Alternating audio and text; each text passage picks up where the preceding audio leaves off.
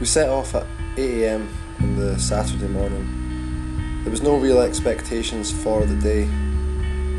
The distance we were going to run was unknown. We just got out and started to run. Martin had ran a marathon before, but the rest of us had never gone more than 13 miles in one go. So we were all excited to see how far we could run throughout the day. But I think the distance in the end shocked us all. And as the day went on, I don't think we could quite believe what we'd actually done.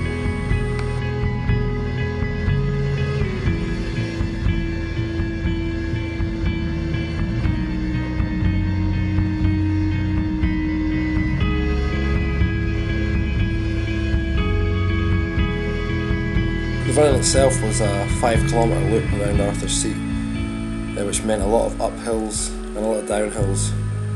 We were joined early in the morning by Ali Howie, who took us round a couple of times, and later into the morning joined by Chris Asquith and Malcolm Boudin. These few laps or half an hour stints that people put in really helped us, especially early on, to get going, and were greatly appreciated throughout the day.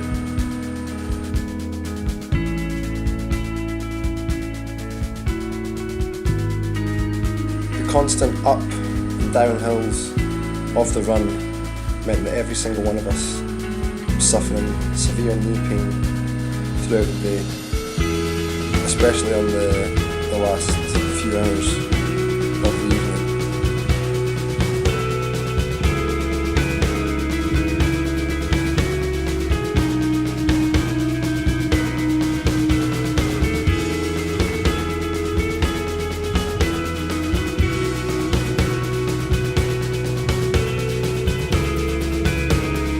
Morale was constantly kept high by people coming along and joining us running, and I don't think they'll know how much it helped us push on just for that little bit extra, that little hour extra, and added to the fun of the day.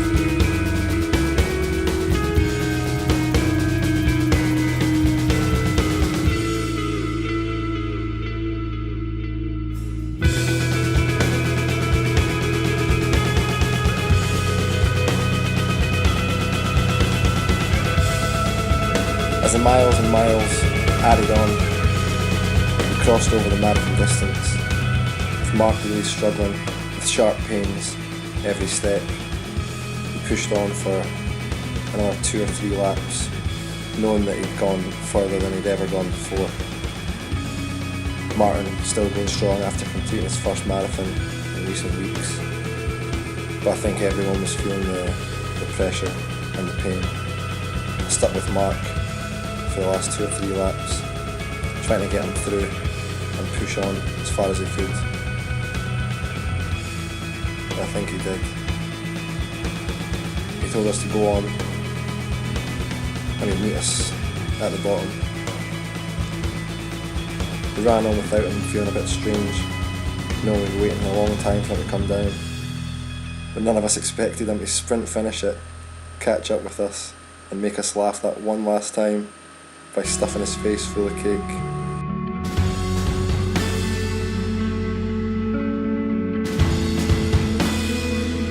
Mark's loss, however, was our gain, as my wife and friend Carrie joined us for a run.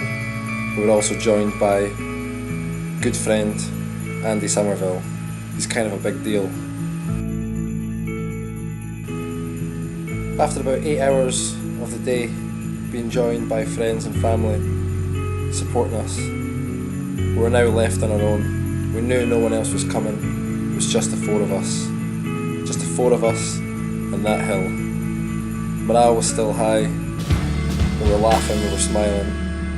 I think that's partly because we knew the bulk of the day had gone. There was only a few hours left. A few more laps of the hill. We were done. It didn't get any easier though.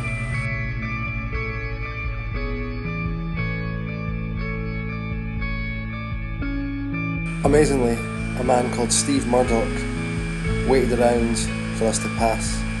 Steve had only recently met Martin through the Really GB event and took time out of a stag do to come run with us for a couple of minutes.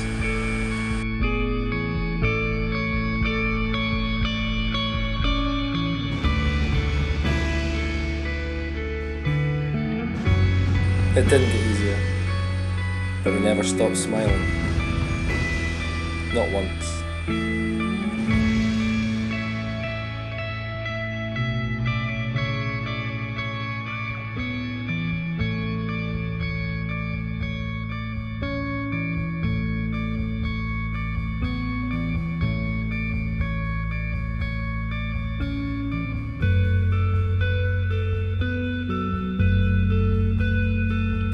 It was a long, long day, and by the end of it, we'd ran 47 miles, almost the distance between Edinburgh and Glasgow. Within that run, we'd also climbed over 8,000 feet, double the height of Ben Nevis.